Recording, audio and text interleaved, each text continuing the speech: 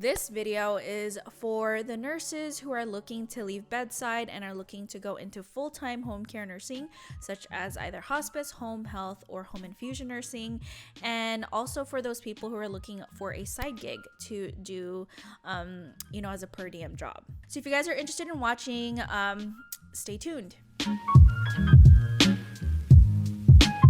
Hey guys, and welcome back to my channel. My name is Krizia, and if you guys are new here, I am a registered nurse who works in California, specifically Southern California, and my specialty is home care. I've been a nurse for almost 2 years. My 2-year mark is going to be June of this year, and I graduated from West Coast University in 2021.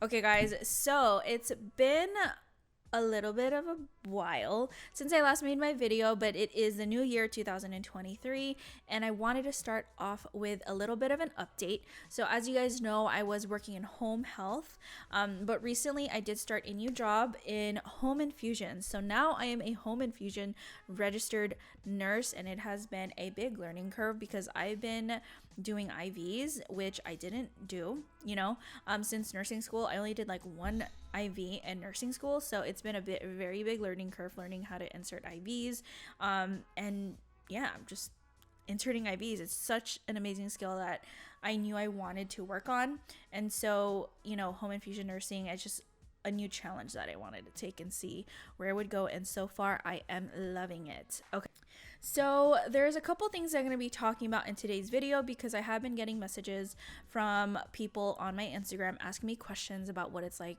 working in home care, home health, hospice, and all of that information. So in today's video, I'm going to be talking about 4 things. The first thing I'm going to be talking about is what it's like working in home care, what it's like working in hospice versus home health versus home infusion nursing. The second thing I'm going to talk about is how to look for jobs in home care, things to look out for on the job postings.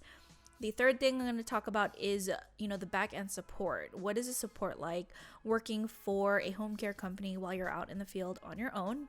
And the last thing I'm going to talk about, which is basically what a lot of people ask me questions about, is the different types of pay models in nursing, because there's actually like 3 different ways to get paid in home care nursing. It's either you get paid hourly, you do salary, or the last one is actually getting paid per visit, meaning that you'll get paid per every visit that you do. There's like a flat rate for it. So the first thing we're going to go over is what it's like working in home care. So I have experience working in hospice for 1 year, home health for like full-time 3 months, and then now I've been doing home infusion nursing since November of last year. And it's the work environment is the same for all. It's just a different type of care provided to the patients. And so if you guys haven't seen my like daily life vlogs of what it's like working in home health or like a hospice nurse, the biggest thing that you guys see me talking about is flexibility and how much flexibility you have with the job, in terms of scheduling. So the hours for all of them are usually almost all the time 8-hour days. So from 8 to 5, 8 to 4:30, however long your lunch is, and then you do 5 days a week, so Monday to Friday. Some companies do require on-call rotation where they will pay you like on-call rate, and that's when you just basically like triage on the phone to see if you need to go out and help patients on the phone with issues that they may have. You can sometimes make visits on the weekends if needed, and required, like if you have a new admission or something like that. But flexibility wise, you schedule your own patients. So what they usually do is say, hey, we have a new patient coming onto the case, their admission or start of care is tomorrow, and then you will call the patient and you'll set up the schedule. So it requires a lot of time management, and knowing and like being good with your schedule, because it does require how much time you're going to spend with the patient and how much time it takes to go from one patient to the next.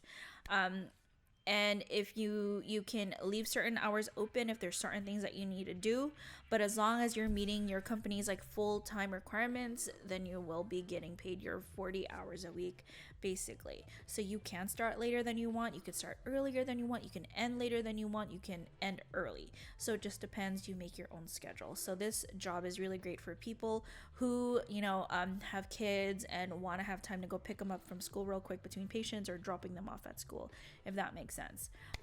The second thing is working independently. So in this job, you work a lot on your own. You're like your own boss. And I say that a lot because that's how I feel like it. So, you chart independently. Like, a lot of it's autonomy. No one's going to be watching you and carrying your hand and telling you that you need to complete your charting before you get home. Majority of the time is I take my vital information during the visit, chart it while I'm with the patient, and then when I get home, just go over things that need to be looked over, like the interventions, little small notes that need to be put in and all of that. And the last thing is that I feel so fulfilled working in home care nursing, and because one of the reasons why I loved being a nurse, and I worked in the hospital as a nursing assistant, my biggest thing that I loved is like talking to my patients and getting to know them. And you don't really get that a lot in the hospital. Working out in the field and talking to the family members and talking to the patients themselves and creating this relationship and rapport with them, I get to know about their lives, what they do, a lot of interesting things. Just meeting new people is what really makes me fulfilled with what I do, and I love that. And I feel like this type of work style and work environment is just for me. And the fourth thing I'm going to talk about is I have such a better work-life balance with this job. So my hours are 8-hour days. My husband's are 8-hour days too. When he gets home, we'll have time to go to the gym. We'll go out, get dinner with friends that live nearby. The weekends I'm always available. So like I have a lot of free time to do what I want and what I need. I've worked in the hospital before. 12-hour shifts are not my thing. I'll be exhausted physically.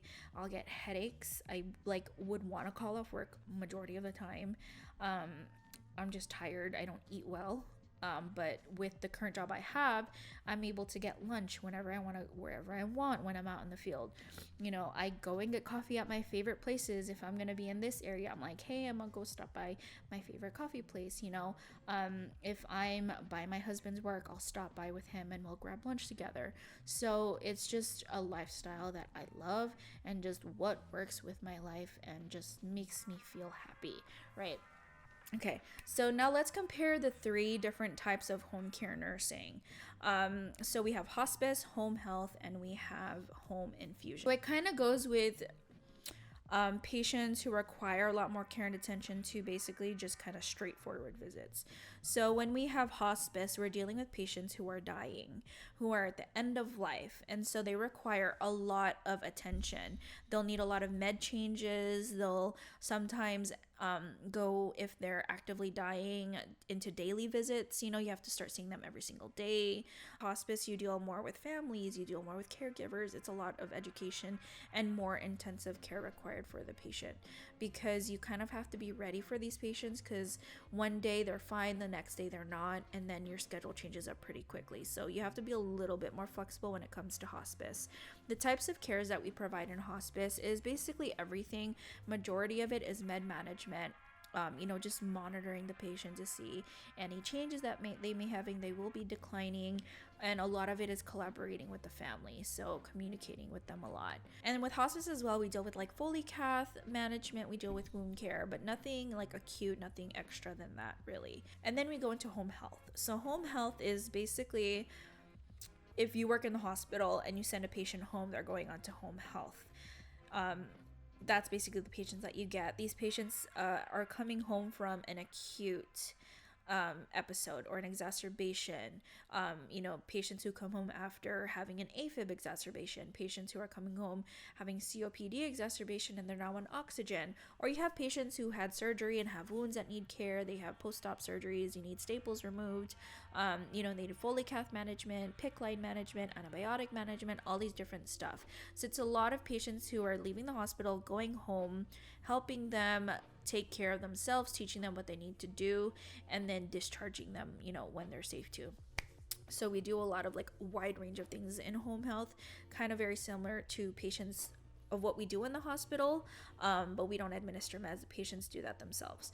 Then we go into home infusion, which is what I do now, and like it's my most favorite job, honestly, because the job itself is just really just straightforward. You basically have some patients that are healthy. You go in, you start an IV, give them their infusion that lasts for like 30 minutes. The most is like an hour, hour and a half. And while I'm there, I'll chart and then take out the IV and you're done. And then you have other patients that who have PICC lines, midlines, that need to administer themselves TPN, administer to themselves antibiotics, right? You need to educate them how they can flush their lines, how they can administer the medication, things to watch out for. And then you follow up with them the next day, and then they're usually at like 90% of the time able to do it on their own. We also deal with portacaths with chemo or with oncology patients. We change like chemo bags. What else do we do?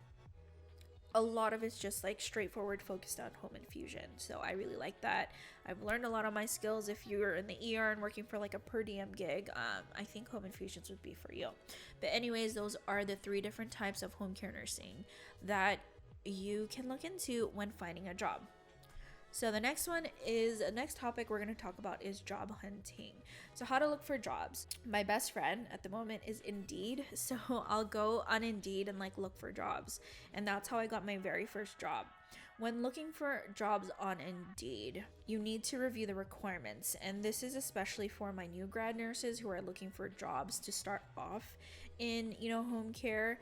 Usually it'll say 1 year preferred, in parentheses. So those jobs are the ones that I would apply for, because that means that they're taking new grads. Sometimes even in the description, they'll put new grads welcome. And so those are the jobs that you can apply for. Some of them would be like require 1 year of acute nursing experience, like working in the hospital. But honestly, once you get that like 1 year of anything, I think applying to these jobs is pretty easy, especially if you've done per diem home health or per diem home care of anything. Those jobs, like people out there are looking for those people that have that experience, because you already know what it's like working in home care. If you're new into home care and you're not sure like what kind of agencies are out there, and if you're new in home care, you have to understand that there's a lot of home care agencies out there that may not be the right fit for you. And what I mean by that is basically how they operate. Because I've worked in companies and home health agencies where they operate and they don't have good management, they don't have a good back end support. And when I've had the experience I've had with those companies is just not good. I felt like I was alone a lot. I felt like there was no one to reach out to, because there was such a high turnover rate with not just the nurses, but with the clinical supervisors and all of that. So, like when you're interviewing with these companies, they're not interviewing you, you're interviewing them to find out, what they are, how supportive they are in a company. And that's the number one thing that I look for in a company. And how I know whether or not I'm going to get good support is whether or not I vibe well with the supervisor or the person who interviews me. And there was a point where I interviewed with like 3 companies. 2 of them were pretty big hospitals associated with home health, and the one that I decided to choose with, which is the current one that I have, is because I just connected so well with the person who interviewed me and understood me. When they're a nurse and they understand the types of work that we go into, and what we need to do when we're out in the field, and they've done it before. Those are the people that understand what you're going through. And so even my clinical supervisors that I talk to, they're like my friends, or people that I'm not afraid to reach out to if I have any questions or concerns. So you have to have those types of people and people that you connect with, because there are agencies out there where you won't feel like you have that connection with. And if you don't have that, I feel like it'll be a little bit harder to work with them, since you are out on your own in the field. And the third thing about knowing which company is the right one for you, especially if you're looking to transition into full-time in a home care company, is knowing and feeling like the employer cares about their employees. And what I mean about that is, again, support. So, for example, working in a company who makes it hard for you if you were to call off sick, if you were to go on vacation, especially in home health, you have patients scheduled every single week. If for some reason you're going on vacation or you call off sick, and you let your employer know, they better find staffing for your patients. You shouldn't be the one to staff your own patients, right? You shouldn't be the one looking out there to find a nurse to cover your patients. And, it's not a good experience with that. So knowing that, you have a team behind you where they'll support you with everything that you need is very important when working in home care. Fourth thing we're going to talk about is the different types of pay models. So if you don't know, with home care, there are like 3 different types of ways of getting paid. The regular one is mostly with full-time employees, you'll either get paid hourly or you get paid salary.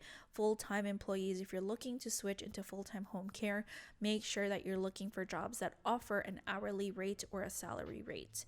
The second type of pay, and this is mostly for part-time or per diem nurses, they will pay you in something called a pay per visit model, meaning that there is a flat rate per which kind of visit that you do, and this can range from $50 to like $200 depending on the type of visit. So if you are on Indeed and you see jobs that say $50 to $250 an hour or something like that, then that's basically a pay per visit job. Don't expect to get $250 an hour. So the pros and cons of getting paid hourly versus getting paid per visit. So there are still companies out there that pay per visit for their full-time employees, and I really don't think that you should go for those. That's like a major red flag for me, because I don't think you're getting paid enough if you're getting paid a pay per visit rate as a full-time employee. And the reason for this is because, one, if you're getting paid hourly, every paycheck that you get will be stable. It'll be an X amount, set amount, usually all the time, unless you call off and you don't have PTO hours, right? Versus a pay per visit model, depending on how many visits you do a week, depending on what type of visits you do every week, it's going to be different. Your paycheck is going to look different. So that's why I prefer all full-time employees to find a job that pays hourly or at least pays salary. Okay, so let's go into more detail of the pay per visit model. So basically, the ones that require more work is the ones that you get paid more, and the ones that you don't do as much work is you get paid less. So these are the different types of visits that you will be doing when you're out in the field in home care. And this applies to either hospice, home health, and even home infusions. So these are just ranges that I found online, on examples, and it can differ, depending on the company. We have the highest paid visit that you can get as a nurse is a start of care or an admission. Usually, I'd say this would take you at least 2 hours to 4 hours. But once you get start of care admissions down, it should take you an hour to 2 hours. Okay, so this ranges from $90 to $175. Then you have recerts, you have resumption of cares, you have discharges. These visits are basically kind of just require more documentation. It's the second most documentation that you do. That can range from $80 to $120. Then you have your follow-up visits. After you admit the patient, you're going to do weekly follow-ups of PICC line changes, or just weekly follow-ups of checking on their medication compliance. Those things can range from $65 to $80. Actually, it can even range from as low as $50 to $80 that I've seen so far. And then you also have lab draws, and you have drive time between patients that they'll pay you. So on top of a follow-up visit, for example, you'll get an extra $10 to $15 on top of that if you were to do this extra stuff for the patient. And then the other thing is mileage. The other biggest thing is mileage. So all agencies should offer some type of mileage reimbursement. The best ones that I found are the ones that will pay you mileage reimbursement without a set minimum amount of X miles. Then you have companies that'll say, hey, I'll pay you mileage after 20 miles or 50 miles. And that should be at least 50 cents a mile to 65 cents a mile. If you have companies paying you 10 cents a mile, no. That is not worth your time. If there's companies that are paying you or not paying you mileage, don't take on any cases that are far from you because it is not worth it. For example, if you take on a start of care admission, they'll pay you $120, but that patient lives like 30 minutes away from you. That's already an hour drive time. And then plus, like, you'll probably spend 1 to 2 hours with that patient. That's 3 hours. So if you do 120 divided by 3, that'll be like $40 an hour technically. So you want to do the ones as a per diem close to you that are quick and that are easy. So that's like how the pay works with the company. Right now in the full time, when you're looking at jobs, they're usually paying at least $50 to $60 an hour for these positions. That is the range that you're looking at. You should be looking at. If they do pay less than $50, I'd say that that's not a good company, that they're underpaying you. Now, the last thing I want to talk about is what is considered full-time, part-time, per diem, and like the workload. So depending on which kind of home care you go into, it's a different type of workload. For example, you have hospice. So you'll be a case manager, usually majority of the time in hospice nursing. You'll be the case manager for like at least 12 to 15 patients. So that means one visit every single week. If you have 15 patients, you have 15 patients to see in that week. Divide that by 5, that's 3 days a patient. But sometimes you'll have to see one patient 2 times, 3 times a week, so that increases your workload. And depending on whether or not a patient's actively dying and they're on daily visits, then you add that onto your workload too. So with hospice, you could even be up to 20 to 25 visits a week. Then you go, so which is basically like 5 visits a day. Then you go into home health. Home health and home care, home health and home infusions have different ways of monitoring your full-time status. They either go by a point system or just a regular 1 visit equals 1 point, right? Or for example, let's say you have a company that you have that requires you to see 24 patients every week, where 4 of those patients are start of cares. And if you meet that quota every week, that's considered full-time. If you're consistently not meeting that every week, then there's something going on, right? Then you have other companies that go by a point system, meaning like X amount, you have to do 30 points a week. But a start of care admission is 4 points a week. And a follow-up visit is 1.5 points a visit, right? So there's different ways of calculating that. And, once you interview with the company, you can kind of play around with how many visits does that mean a week. So there's a lot of different factors that go into working home care. It's not as straightforward as working inpatient, where you just come in, go into work.